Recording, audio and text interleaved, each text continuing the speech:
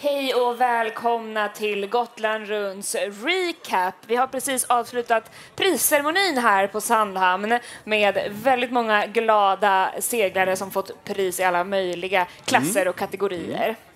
Vi har haft ett fantastiskt år här på Sandhamn. Mycket vind, men stundvis ingen vind alls. Och sen har vi haft strålande sol och otroliga vyer.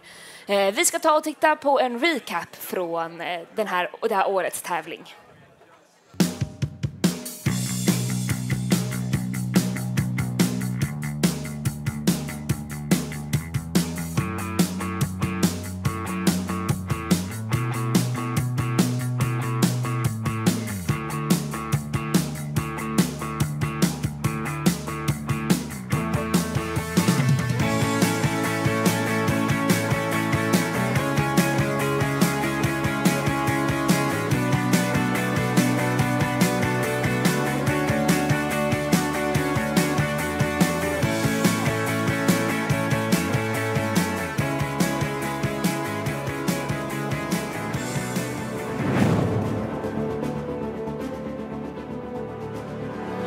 Håkan, you're the principal race officer. You have taken a big decision for this year's event. Important decision, and it's due to the weather conditions. So the decision now from my side is that intention to start 8 o'clock. Ja, beskeden alltså är att starten av Gotland runt 2025 är uppskjuten. Vi kommer komma med nya besked senast klockan 18 ikväll med intentionen att starta klockan 20.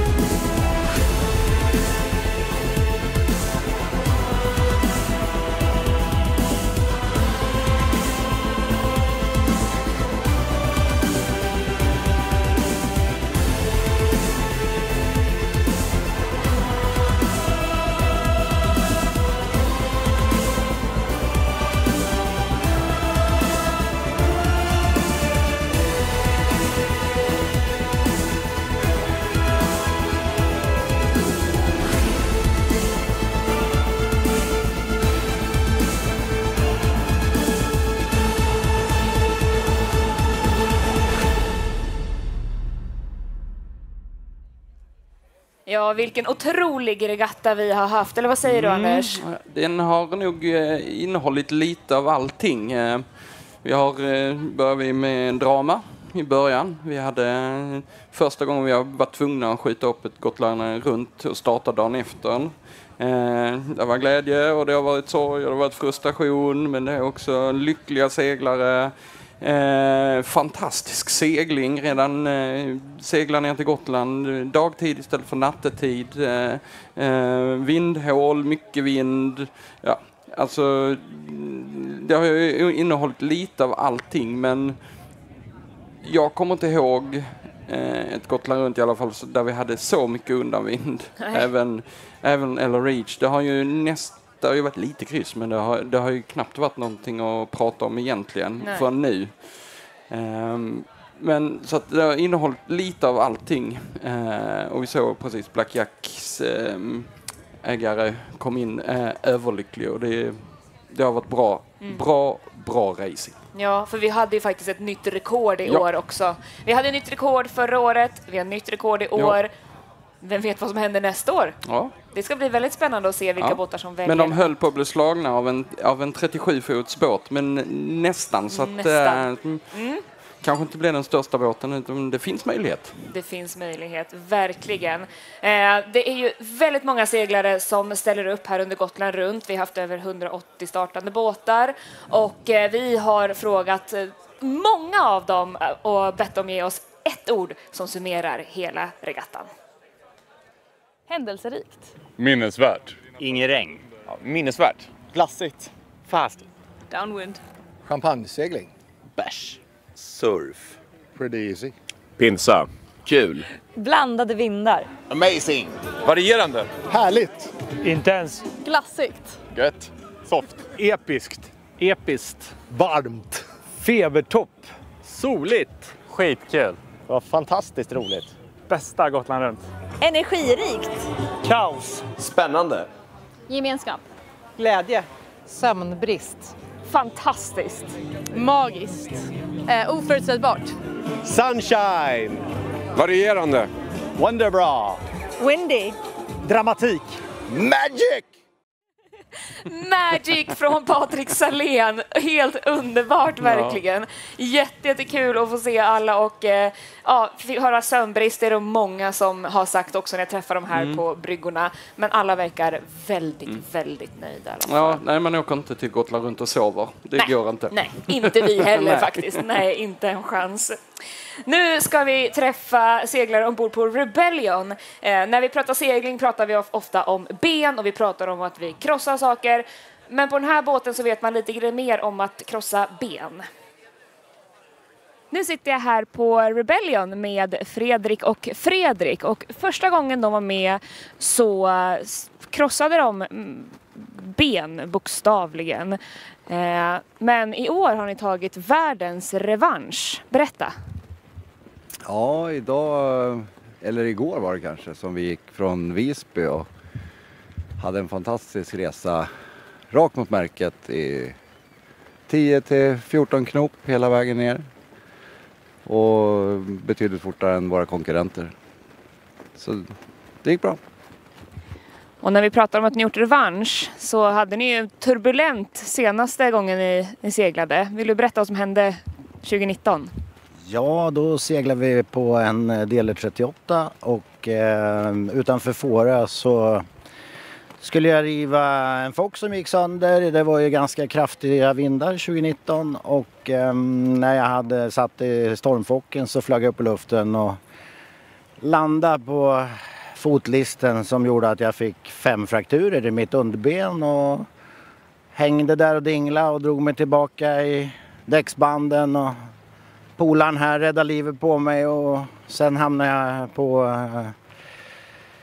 Visby lasarett och en månad och mycket rehab under hela 2019 och rullstolar och permobiler. Så det känns ganska skönt att få ta den här revanschen för det här benet så vi tycker det var trevligt. Ja, det är minst sagt en rejäl revansch eftersom att vi kan se här att ni har Leader-flaggan uppe. Hur känns det att få ha den här gula, ståtliga flaggan i fören? Ja, det känns jättebra. Mycket bra. Ja, fantastiskt. Underbart. Och i år har ni seglat med full crew. Hur har det varit omställningen från att segla double-handed? Mycket enkelt. En kan sova, 3 jobbar. Så det var lättare, helt klart. Ja, vi kör ju mycket DH annars så att det är otroligt mycket smidigare och håll extra händer såklart. Kommer ni tillbaka nästa år för att försvara det här nu då? Den var svår. Vi råkar ju säga att om vi vinner här då kan vi sluta med det här för vi har kört många gånger. Men vi kommer nog tillbaka, det tror jag. Ja, det tror jag också. Det är bra. Tack så mycket. Jag hoppas vi ser det här nästa år då. Ja, vi hoppas att det här inte var sista gången Rebellion ställer upp utan vi får se dem på startlinjen nästa år också. Men vi har faktiskt många båtar som fortfarande är kvar ute och tävlar i och med de här lätta vindarna som har varit. Vi ser här på vår karta, det är ett 40-tal båtar kvar. Ja, det är ett gäng ute kvar och det är faktiskt så här att alla resultat är inte klara utan det kappseglas fortfarande väldigt mycket i SRS-klass D. Sist jag tittade innan vi gick ut så den som vinnaren kan vi titta på men det är fortfarande totalt öppet mellan 2an och 3an och neråt. Så att, och de förväntar sig ju under natten tidig morgon så att, men nu hoppas vi på att de flesta kommer in i förmiddagen imorgon och att den vinden håller i sig. Ja, verkligen. Och om ni ser oss där ute så önskar vi er stort lycka till och kämpa på. Ni är verkligen de riktiga vinnarna här, för ni får segla mest av alla. Ja, men framförallt så seglar de längst och håll humöret uppe. Ja, det är verkligen. fortfarande finns platser att kämpa om där ute. Ja, men helt klart, så är det ju. Vi ska återigen titta på ett hopklipp av material som har kommit in till oss från seglarna där ute. Så vi ska se vad de har plockat ihop från dagen.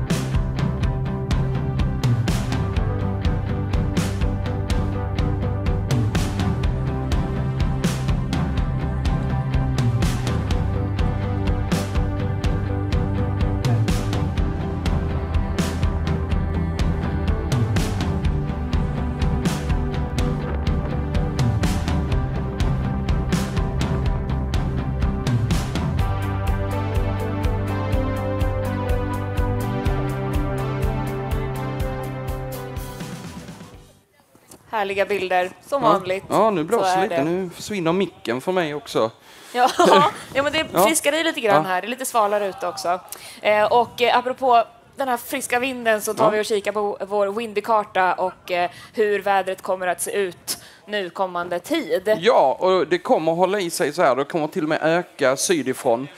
Tittar vi sen framåt och vi hoppas att vi ska få in alla båtarna så fort som möjligt, för att imorgon kväll då kommer det upp mot 30 knops vind. Det är alltså ungefär 15 sekundmeter. Så att det kommer att börja blåsa. Så att jag hoppas att vi får in dem så fort som möjligt nu, så att de får torra kläder och komma i land. Ja, helt klart. Som sagt, lycka till ni där ute. Nu ska vi se, har vi med oss Stefan Ram. Välkommen. Härligt. Du är klubbdirektör här på KSSS. Det stämmer. Ja, hur har den här regattan varit för dig? Den har varit spännande. Man kan väl säga att det började ju med det här beslutet som vi var tvungna att ta i inledningen med att skjuta upp starten. Och det var ju inte ett lätt beslut. Verkligen tufft och vi satt och gnuggade på olika alternativ och sådär. Men sen så efter när vi startade iväg på morgonseglingen där så kändes det som att alla var väldigt nöjda och utvilade på ett helt annat sätt än vad de hade varit på en kvällsstart. Så att överallt så kan jag säga att det har varit jätteskönt. Men man är orolig, precis som ni är, för de här båtarna som är kvar där ute. Om det är angränsande hårt väder så är det klart att man tänker på dem. Och det är viktigt att vi håller upp ställningarna här inne. Helt klart, för vi kommer ju finnas på plats här för båtarna som kommer komma senare också, helt enkelt. Vad säger du, Anders? Har du några mer frågor till Stefan innan vi börjar runda av för i år? Vi har ju varit ute och krigat från första starten och legat och jagat båtar.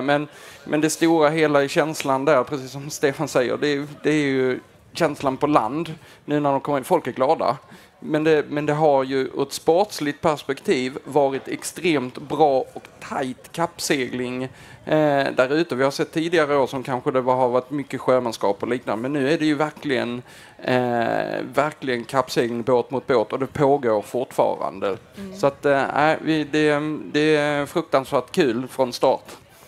Ja, jag menar det är ju så kul, Anders, att kommentera med dig där ute. Vi glirar lite grann. Vi har gjort det många år nu. Nu har det blivit ett par år. Så det känns ju verkligen som det är det bästa, tycker jag, på den här tävlingen. Ja. Det är när man får vara ute och känna på pulsen och det är bara... det är så gott att se dem sticka iväg. Men sen så precis efter de har stuckit iväg så blir det en känsla av att där vill jag vara på den båten och sticka iväg och segla. Men nu när man har pratat med några seglare som kommer in och är jättetrötta, då tänker man så här... jag pratade med Vilma Bobeck förut så sa vill du göra det igen? Aldrig. Jag går tillbaka till min 49er och kör 49er. Så att jag vet inte riktigt om vi ska för jag och Anders har sagt att vi ska segla.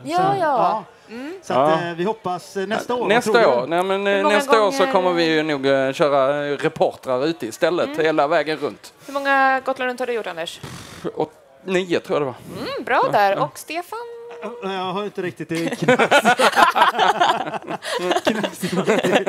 Nej, men det är ju det som är pinsamt. Va? Jag har ju inte gjort ett enda Gotland runt. Jag har seglat mycket annat, men just Gotland runt har jag ju undvikit.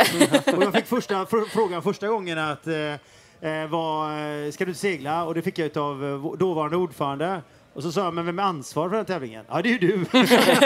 Så om någon ramlar i vattnet eller blir överkörd ut i motorbåt eller sådär, så bara, jag ska nog vara på land. Så att, det känns, men nu har jag ju så himla fint gäng här runt omkring i raceorganisationen och på scenen också.